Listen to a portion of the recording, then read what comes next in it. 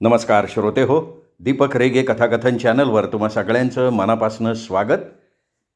श्रोते हो, आज तुम्ही ऐकणार आहात चारुता सागर यांच्या मामाचा वाडा या कथासंग्रहातली कथा. पण श्रोते हो, तत्पूर्वी तुम्ही जर आत्ता चॅनलवर पहिल्यांदा आला असाल किंवा तुमच्याकडनं अजूनपर्यंत चॅनल सबस्क्राईब करणं झालं नसेल तर एकच विनंती करतो, कृपया चॅनल सबस्क्राईब करा. ऐकूया श्रोते हो आजची कथा. चारुता सागर लिखित खेकडा. कितीतरी वेळ ती वाट बघत बसली होती. दिवस पार मावळला होता. कडूसं पडलं होतं. हळूहळू काळोख दाटत होता. दिव्याचा उजेड उजळ होता. 10 पैशाचं जिरं आणि 20 पैशाचं तेल आई पुढं ठेवून धाकटी दोन्ही पोरं बाहेर होदोड्या घालत होती. पोरात पोरं खेळत होती. कधी आई जेवायला हाक मारीन, "अरे भिमऱ्या, नडप्या, अरे जेवाय येत आहे का नाही?" "आलो आलो, आम्ही जातो रे आता, आई वरडायला लागली," असं म्हणत डाव सोडून येणार होती. सगळ्यात लहान पोरगी यल्ली आईच्या पाठीला खांजळत होती. तिच्या नखाचा स्पर्श तिला बरा वाटत होता. म्हातारा धोतर खालवर घालून पाडला होता. दिवस पावसाळ्याचे. गेल्या 2 दिवसात तो भरपूर पडला. गावच्या ओढ्याला पाणी आलं. कालच्यापासून उघडीप, तरी ढग धावत होते. वारा भरारत होता. हवेत गारठा होता. जनावरं झापाच्या वारणथटीला उभी होती. खुराड्यातल्या कोंबड्या एकमेकीच्या पंखात घुसून शांत झाल्या होत्या. डाव्या पायाची तिडी उजव्या पायावर टाकत ती बोलली, "येतोय का नाही? किती वाढूळ गेलाय." "तर ग, मागाशीच यायला हवा होता की." आईचं बोलणं पाडाच्या आंब्यागत यल्लीनं झेललं. पर खेकडं घावायला नको का? प्रत्येक बिळात हात घालून बघावं लागतंय. जपून काढावा लागतो." म्हाताऱ्याचा आवाज कोपऱ्यातनं सरकला. तुमचं खरं आहे, पण दुपारी एका गेलाय का अजून बी 4 बी घावलं नसत्यान का? दुर्वा दुपारी कामासनं आला, भाकरी खाल्ली आणि तो आपणहून बोलला, "आई, काल वाड्याला पाणी आलंय. खेकडं मायंदाळ सापडतीन. श्रावण बी पुढं आलाय. म्हाताऱ्याला बी बरं नाही. सांची खमंग कडी कर." गावापासून 5-6 कासरा ओढा लांब. ओढ्याला पावसाळी पाणी. गावचा पाणवठा सोडून तो वर आला. मोठं चांगलं खेकडं, कढीला रुची नामांकित. भुरक्यानं भुरका ओरपावी. धारकडेनं तो बघत वर चालला. एका खेकड्यानं बिळाबाहेर तोंड काढलं होतं. तो थांबला. खवल्यातनं बारीक डोळं मिणमिणत होतं. खेकडा बारा होता, हाताच्या मुठक्या एवढा. असलं 10-12 झालं तर बेजमी. मागच्या पंधरवड्यात विहिरीतनं धरून आणलं होतं याच्यापेक्षा मोठं. पण विहिरी तळ्यातला मासा खेकडा नदीच्या जित्रापासारखा नाही. खावं तर नदीचं जित्राप. त्याला बघून खेकडा बिळा आड झाला होता. सगळा नाही, हात आलाच तर आत जावा या बेतानं आणि बघत होता. हळूच हात खेकड्याकडे झुकवला. पाण्यात शिरला. 2 पावलं पुढं टाकली. याच चालीनं तो मासं धरतो. यात कमालीची वाकबगारी. गाडग्यात भाकरी टाकून वाळूत खुपसायची. वासानं एक एक मासा जमतो. चांगले 5-10 मासे गाडग्यात जमतात. भाकरीचं लचकं तोडतात. तो हळूच बगळ्याचे पाय पाण्यात टाकतो. अंगाची कमान करतो आणि हातातला फडक्याचा धडपा डोळ्याचं पातही लवत नाही इतक्या वेगानं गाडग्याच्या तोंडावर झडप घालतो. माशाची जात इतकी चलाक, पण एकही मासा गाडग्याबाहेर पडायला तो उसंत देत नाही. आणि मंदगतीचा खेकडा कुठं पाळणार? जाऊन जाऊन बिळात. थोडा ताप. आत हात घालायचा, हुडकायचा. त्यापेक्षा हे नित्रास. बेळातच जाऊ द्यायचा नाही. हात जवळ जाईल तसा खेकडा मागं सरकू लागला. खेकड्यासारख्या प्राण्यावर आपली गतिमान झडप बरी वाटली नाही. थोडं बुजवावं म्हणून पंज्याची बोटं फाकली आणि मूठ खेकड्यावर आवळली, पण खेकडा मुठीत आला नाही. मुठीची झडप दिसली तो पटकन बेळात सरकला. शिकारी कुत्र्याला गावठी सश्यानं फसवावं तसा तो फसला, मनात ओशाळला. म्हणून खेकड्याला बेळाचा आधार म्हणतात ते खोटं नाही याची प्रचितीच आली. तू गेला खरं, तुला नाही सोडायचा, तेवढं तुझं आयुष्यच नाही. आज सांचीच कडी करणारे. त्यांनी त्याला दटावणीचं बोलणं केलं. बेळाजवळ तोंड देऊन पाहिलं, आतलं काही दिसत नव्हतं. हाताची बोटं निमुळती केली आणि बिळात हात कोंबला. बीळ असलं तरी ते खेकड्याच्या मालकीचं नसतं. त्यात बेडकी शिरते, पाननिवळा शिरतो. बेळात हमखास काहीतरी मिळतंच म्हणून साप शिरतो. सापाची चाहूल लागताच बेडकी खेकडा आपली अंग आकसून घेतात. कधीकधी साप त्यांच्या अंगावरनं जातो. अंधारात दिसत नाही, पण असं क्वचित घडतं. आपलं भक्ष्य अचूक हेरतो तिथंच गिळायला सुरुवात करतो. चोराचं डोळं अंधारात डोळस असतात, तसं दुर्वाचं हात बिळाला परिचित. बीळ किती लांब असावं, नीट का वेडं वाकडं, आत आणखीन कुठं काय असन का, खेकडा कुठं लपला असावा. लहानपणापासनं अनेक बेळातून हात घालून त्यांनी खेकडे धरले होते, त्यामुळे तो बेळाचा अंदाज अचूक बांधे. बाईला मी पाण्याच्या होमाळ्यातच बेळ आहे. खेकडा हाताला लागायचा कठीण, पण लांबवर तो काही गेलेला नाही. बोटाच्या फांजरी करून हात आत जाऊ लागला. बेळाची दगडं हाताला ओरबडू लागली. बोटं खाबदाडान खाबदाडं चाचपू लागली. होमाळ्याचं ऊन, पाणी, राड बाहेर यायला लागलं. हाताला काहीतरी लागलं, पण कठीण खडकाचा पापुद्रा.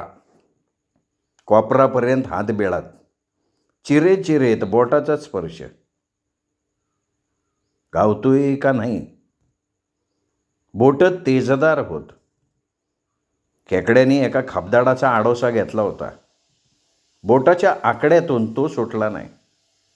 माझ्या तावडीतून जातोस वे? मूठ उघडत म्हणाला. खेकडा पाय उभारून तरतरू लागला. त्याला बोटानं डिवचलं. त्याने नांगा उगारला. त्याने आपलं बोट चावायला दिलं. नांग्यानं बोट दाबलं, पर कवेत बसेना. मग आपला नांगा अंगाशी लपेटून घेतला. दुर्वा खेकड्याला झेलत झेलत पुढं निघाला. पुन्हा एक खेकडा धारेत दिसला. झाला मांडव खडकाकडं. सदरा काढला, धोतरवर खोवलं. ऐन उमेदीतलं फळीसारखं अंग उन्हानं तुकतुकू लागलं. उन्हाची तिरीप त्यावरून नितळू लागली. स्वतःच्या अंगाकडे त्याला पाहवल्याशिवाय राहवलं नाही. 2 बैठका मारण्याची सणसणी आली, पण कलत्या दुपारी. स्वतःशीच हसू आलं. खाली बायका धूत होत्या. तिकडं नजर जाताच तो शरमला आणि पात्रात पाऊल टाकलं. गुडघाभर पाण्याची धार खळाळत होती. निव्वळ शंख पाणी. खाली वाळू दिसत होती. वाळूचे कण एकामागून एक पळत होते. त्याचं त्याला कुतूहल वाटलं. खरं त्याला ते पाहायचं नव्हतं. कृष्णेच्या पाण्यातून मासे वर सरकलेत का ते बघायचं होतं. आले असतील तर सगळ्यात लवकर आपलं जाळं लावायला बरं. पहिल्या धरणीतलं मोठं मासं. खाताना फासळी फक्त काढायची, बाकी अख्खा मासा गिळायचा. झकास 2 ताव. या कल्पनेने तोंड ओलं झालं. नजरेची टक लावली, पण काही दिसलं नाही. प्रवाहाच्या फक्त लहान लहान लाटा. त्यातून आत शिरलेली सूर्याची किरणं आणि लाटांच्या लहान लहान सावल्या. त्यात गुंतलेली नजर सोडवून घेतली. वरून येणारी धार त्याच्या गुडघ्याला थटत होती. एका पावलानं तिला तुडवत तो पुढं चालला.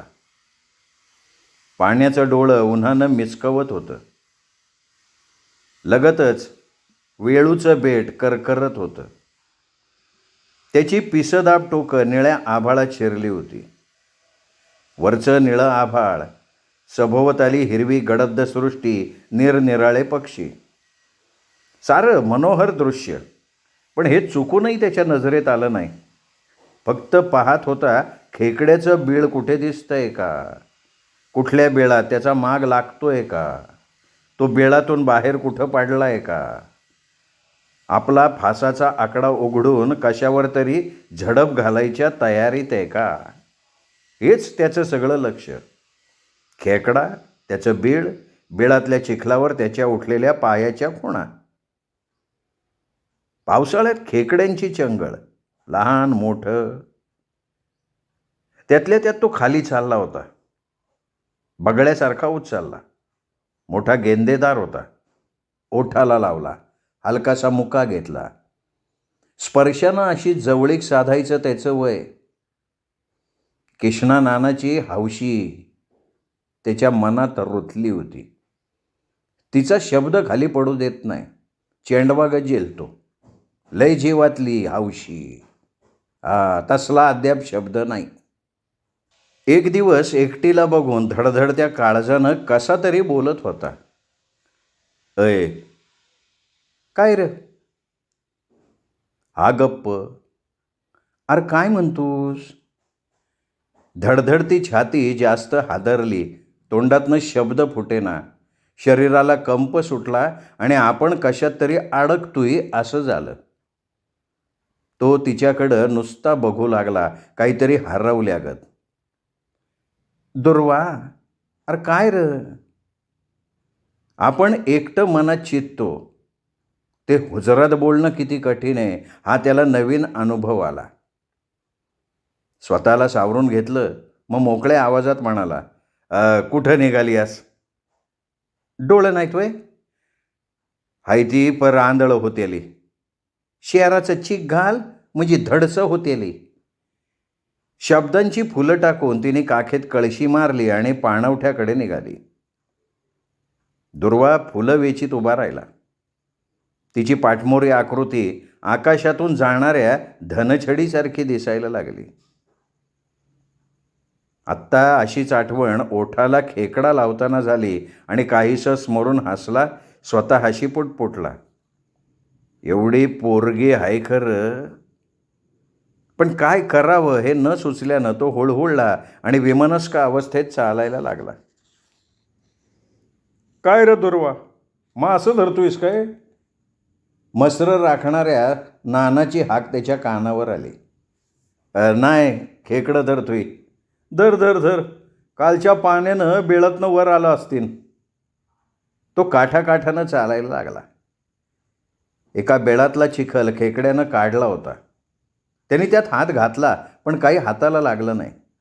बीळ सगळं निरपून काढलं तरी हाताला लागला नाही. त्याची नजर इकडे तिकडे बेळाभोवती कासराभर बघायला लागली. खेकड्याचं राईचं बीळ हेच. जाऊन जाऊन असा किती लांबसा जाणार आहे. चिखलावरून त्याचा माग टिपला. त्या रोखानं बघू लागला. पाण्यालगत एका मोळाआड आपल्या अंगाचा रणगाडा करून उभा, नांगीत पकडलेलं काहीतरी तोंडात कोंबत होता. समोर बेडकी धूड टाकून बसली होती. दुर्वानं सरळ त्याची नांगी धरली, वर उचलला. आडव्या तिडव्या पायानं धडपड केली. तसा तो थोडा नजरेसमोर धरला आणि मग सरळ धोतराच्या खोच्यात ठेवला. दिवस कल्ला होता. झाडाच्या सावल्या लांबल्या होत्या. सांज वाऱ्यानं त्यांची टोकं डुलत होती. मगाच्या उन्हाचा कडाका कमी झाला. तासाभरात दिवस मावळेल. आता कितीसं सापडणार? एका बेजमीचे तर हवेत. डोळ्यांची बुबुळं नीट करून तो पाहत चालला. इथे आपल्या शक्तीचा काही एक उपयोग नाही याचं त्याला हायसं वाटलं. फार झालं तर वेगानं चालता येईल, पाय उचलून टाकता येईल. खेकड्याची शक्यता नाही, मग खेकड्याला नजरेची रेषा करून बघायला लागतं. निसर्गात प्रत्येक प्राणी स्वतःचं संरक्षण करत जगत असतो. खेकडा बेळ सोडताना डोळं उंचावून बघतो. साप, करकोचा, कांड्या, बगळा, माणूस आपल्याला गट्टमगट्ट करणारा शत्रू कुठे आसपास आहे का नाही ते पाहतो. असल्यास अंग दुमडून बिळात शिरतो. नसल्याची खात्री झाली तर पाय उंचावून आपल्या अंगाची पालखी करतो, लचकवत लचकवत चालतो. त्यातनं माणसाची धाड येते ही अशी. हा माणूस सगळ्या प्राण्यांना गिळत चाललाय. खेकडा का खायची वस्तू? त्यात का मांस का रक्त, नुसती कवच, पण त्यालाही फोडणी देऊन मिटक्या मारत खातो. झाडाच्या सावलीनं पाण्याचा तळ दिसत नव्हता. तो खाली वाकून बघत चालला. एकाजवळ एक जुगलेले 2 खेकडे दिसले. तिथंच थांबला. बराच वेळ शुक शुक तोंडानं सुसकावलं, पण ते अलग होईनात. तसेच दोघे आपल्या धुंदीत. असू देत, असू दे म्हणून खाली हात केला. उचलावासा वाटला नाही. हरितात्याचा बोल त्याला आठवला. ध्यानात घे, जुगलेली जोडी बघू नाही. साप जरी जुगला असला ना तरी त्याच्यावर पांघरून टाकावं, पण बघू नाही. खरे, तो स्वतःशी पुटपुटला आणि हौशीची आठवण आली. पर माणूस का इतका खुनशी? साधं हौशीबरोबर बोलत उभं राहिलं, ते कोणाच्या नजरेला आलं तर सारा गाव गोंधळ होतो. आणि जो तो मला डोळ्यात तेल घालून बघतो. तिच्या आईपर्यंत कागाळी जाते. ती महिनाभर माझ्या नजरेला पडत नाही. धुणं बंद, पाणी बंद. मी म्हणतो बोललो घडीभर, बोलावंसं वाटलं म्हणून. कुणाची बाबळ बुडली? ओठ दाताखाली दाबलेला काढला आणि ती जुगलेली जोडी झडप घालून उचलली, तशीच खोच्यात टाकली. जवळूनच पानसाप सळसळत गेला. खेकड्यावर टपून बसला होता बदमाश. त्याला चेव आला. करंजाची फोक घेतली, मागं धावत सुटला. साप पुढं पुढं पळत होता. त्यानं लगावात घेतला, सप सप फोकारला, पण पाण्यात मार लागेना. साप तर धावू लागलेला. आता निसटतोय हा विचार मनात येताच झेप घेऊन शेपूट धरलं, गरगर फिरवला, पाण्यावर आपटला. आपटला 2-3दा आणि दिला बाहेर भिरकावून. साऱ्या गावाचा मनातला राग सापावर निघाला. त्याला वाटलं, जे माझ्या नावानं कुडतात त्यांना असं चोपायला हवं, सपासप सपासप. आणखी असंच शोधत वर आला. 2 लहान आणि 2 मोठे सापडले. खोच्यात पाहिलं, 10-12 खेकडे होते. पुरं झालं, आता परत फिरावं. आई वाट बघत असेल. म्हाताऱ्याला लवकर जेवायला लागतं आणि आपल्याला बी भूक लागली. पोरं बी म्हणत असतील, दादा आता येईन. तो परत फिरला. दिवस मावळलेला. मैलभर चाललं पाहिजे. धार सोडली आणि झपाझपा पावली चालायला लागला. बांडगाड्याला कितीसा वेळ लागतोय. पाणवठ्यावर नजर गेली. संधीप्रकाशात नीट दिसत नव्हतं, तरी हौशीसारखंच दिसायला लागलं. बारीक डोळ्यांनी पाहिलं. अरेच्या, हौशीच आली वाटतं पाण्याला. आज किती दिवसांनी दिसती. तो वाकडा वाळला, रस्ता सोडून पाणवठ्याकडे निघाला.